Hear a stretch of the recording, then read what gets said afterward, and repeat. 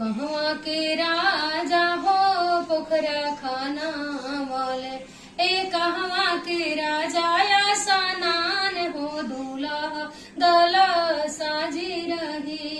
ए कहवा के राजा या सनान हो दूल्हा दल साजी रही। दाल बनवनी पापा भात बनवनी, दाल बनवनी चाचा भात बनव। ए जरी गईले परवल के तरकारी हो दूल्हा दला साजी रही। सिखही ना देला पापा घर घरुअरिया, करही ना देलू मम्मी घर घरुअर।